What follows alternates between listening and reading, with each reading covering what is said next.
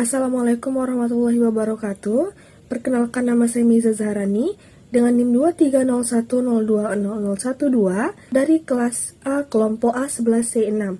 Pada kesempatan kali ini saya akan memaparkan seminar proposal proyek mata kuliah masyarakat cerdas dengan lokasi penelitian C6 Kijang. Presentasi ini akan disusun melalui 5 tahapan utama, yaitu observasi, design thinking, 5 sketsa usulan, sketsa pilihan final, serta state of the art. Tahapan pertama yang kami lakukan adalah observasi pada tanggal 17 September 2025 di kawasan C6 Kijang. Nah, dari kegiatan ini, kami mendokumentasikan 3 momen utama. Yang pertama, kunjungan ke rumah RT 2 untuk memahami kondisi sosial, ekonomi, serta permasalahan masyarakat di mana sebagian besar warga bekerja sebagai nelayan, pengemudi, ojek, penjual otak-otak, pelaku UMKM, hingga karyawan swasta. Yang kedua, dokumentasi gerbang C6 yang memberi gambaran konteks geografis dan potensi wilayah yang erat kaitannya dengan aktivitas masyarakat sekitar.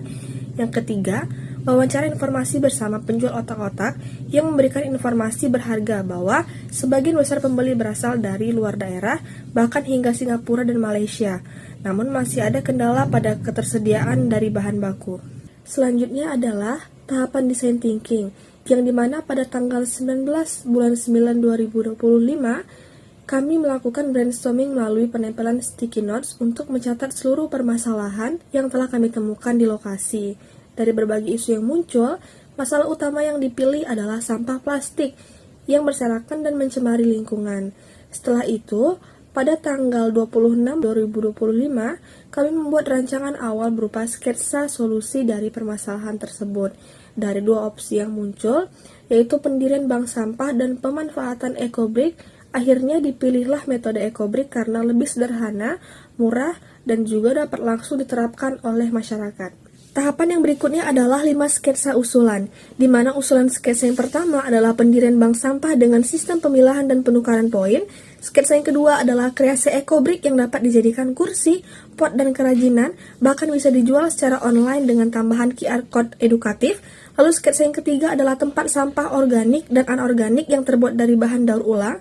Sketsa yang keempat adalah pengolahan sampah organik menjadi pupuk kompos menggunakan wadah sederhana seperti ember atau tong bekas. Dan sketsa kelima adalah tempat sampah 4 kategori dengan desain visual edukatif agar masyarakat lebih mudah dalam memilah sampah. Dari kelima usulan tersebut, kemudian ditentukan sketsa pilihan final, yang dimana di sini saya memilih bangku santai atau kursi bunga dan juga pot bunga sebagai pendamping. Nah, kursi bunga ini sendiri dipilih karena memiliki bentuk yang menyerupai kelopak bunga yang lebih estetis dibandingkan dengan ekobrik konvensional. Selain itu, fungsinya sebagai tempat duduk yang nyaman, desain ini juga mendorong interaksi antar warga dan memberi nilai edukasi tentang pengelolaan sampah, di mana kursi ini dibuat dari botol plastik ekobrik yang disusun melingkar sehingga kokoh, kemudian dilapisi dengan kain perca atau flanel agar nyaman digunakan. Nah, inovasi sederhana ini berupa QR Code juga ditambahkan, yang dimana ketika di-scan akan berisi informasi mengenai jumlah sampah plastik yang berhasil diolah menjadi ekobrik.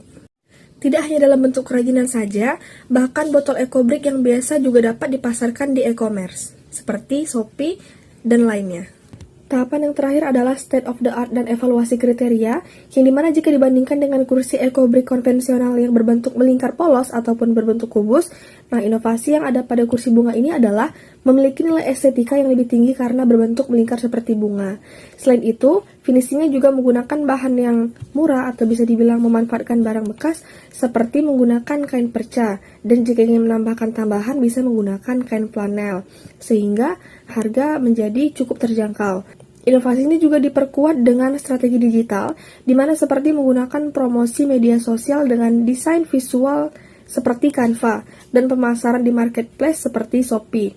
Nah, di sini saya juga melakukan inovasi menambahkan QR Code, di mana ketika QR Code tersebut di-scan, maka akan keluar sebuah informasi terkait berapa banyak sampah yang digunakan untuk membuat kursi tersebut, di mana hal tersebut tentunya dapat lebih mengedukasi warga. Sekian hasil presentasi dari saya. Apabila ada silap kata saya mohon maaf. Assalamualaikum warahmatullahi wabarakatuh.